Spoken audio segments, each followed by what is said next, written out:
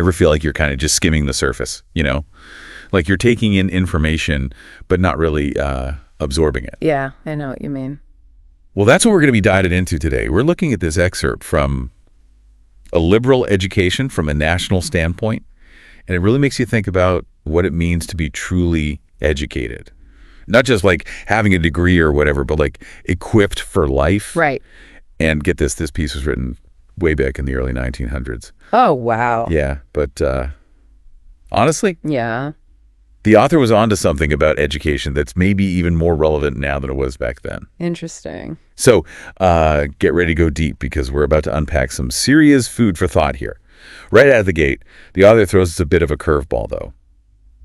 They start by kind of like critiquing the education system of their time, which makes you think, right?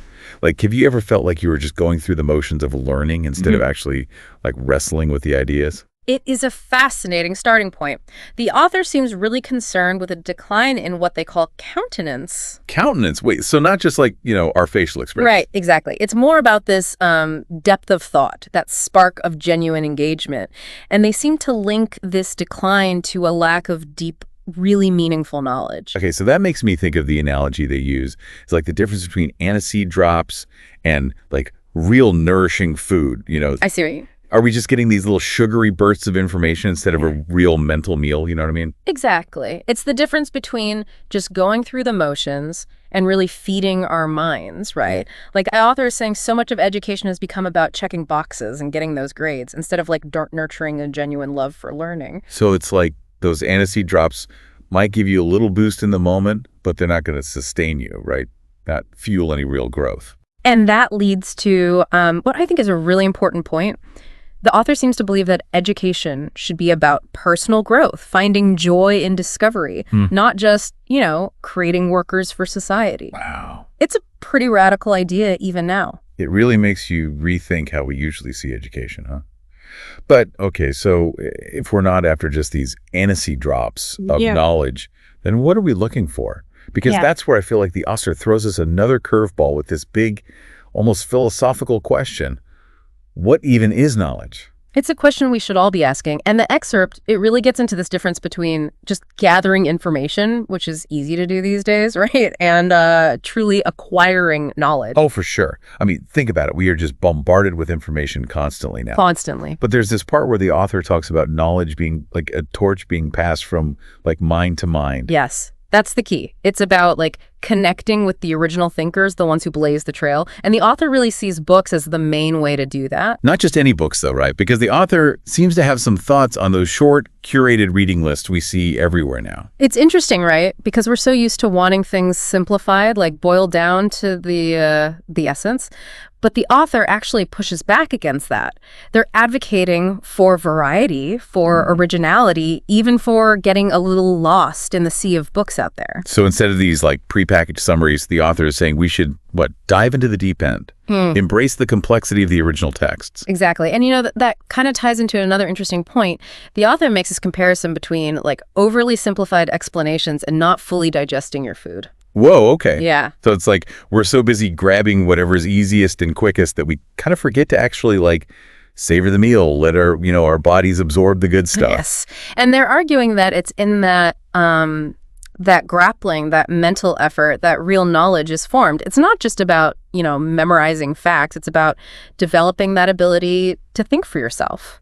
So it's not just what we read, but how we read it, right? Oh, yeah. We have to be like active participants, not just these passive consumers. Totally. Okay, speaking of being active, there's this part in the excerpt that really stuck with me. So the author suggests having kids, like as young as 6 or 7, diving into books like Pilgrim's Progress. And not just like skimming, but really, truly like wrestling with the ideas. Wow. And part of me is like, that's amazing. But then the other part of me is like, is that even realistic? It does sound kind of radical, right? But you have to remember, like this author, they're writing from experience. What they observed was that these book-fed kids, as they got older, developed this like breadth and depth of knowledge that actually had some pretty big effects. Oh, interesting. Like what What were they seeing? Well, they noticed that this deep engagement with literature, with history, it actually led to better judgment, a stronger sense of empathy, even like a more fulfilling experience of their leisure time. Yeah. These kids weren't just, spitting out facts. They were making connections, seeing the world through a much richer, nuanced lens. So it's like all those stories, all that knowledge, it becomes part of their like mental toolkit. They're able to like deal with complexity because they've already faced it, but in the pages of these books. Exactly. That's fascinating. And speaking of unexpected connections, the author then takes this turn to talk about Napoleon, of all people. Interesting. Yeah. And like, he isn't exactly the first person you think of when you hear scholar. Right. Not really. But the author uses Napoleon as an example of how even like the most practical minds can be shaped by this broad humanities-based education. I see. Because Napoleon, as we read, he was a huge reader, right? Yeah. History, literature, philosophy, all those things we might sometimes label as like impractical. Yeah. But the author argues that those very things actually influenced his choices, his strategies, his entire worldview even. Right. It's like those figures, those stories, they became lenses for him to see the world through. Exactly. And it all comes back to that central argument.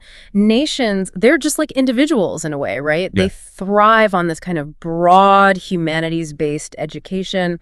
And the author even gives us a bunch of historical examples to like prove the point. It's like that example of Queen Louise of Prussia, right? Mm-hmm. She uses her knowledge of history to help rebuild her nation after they suffered this terrible defeat. Yes, exactly. And then there's like Denmark. They have this big setback, and they make a choice to really focus on education, specifically in history and literature. And what happens? They become leaders in their field. Yeah. It really shows you the impact that, investing in this kind of education can have. It's like this pattern throughout history that the author keeps showing us. The nation invests in this broad type of education, and like good things happen. Yeah.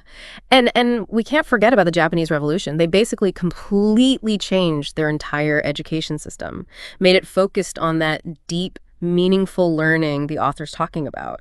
And it was a huge part of their success as a nation. It's just another example of this idea playing out in the real world. It's almost like they're describing like a whole nation of not just workers, but thinkers, people who can look back, learn from history, and use that to build a better future. That's a great way to put it. It's not about just memorizing dates and names. It's about developing that countenance we were talking about before, that ability to think for yourself, connect the dots, and just approach things with a bit more depth. What I'm getting from all this is it's not just good for us as individuals either, this whole deep engagement with knowledge.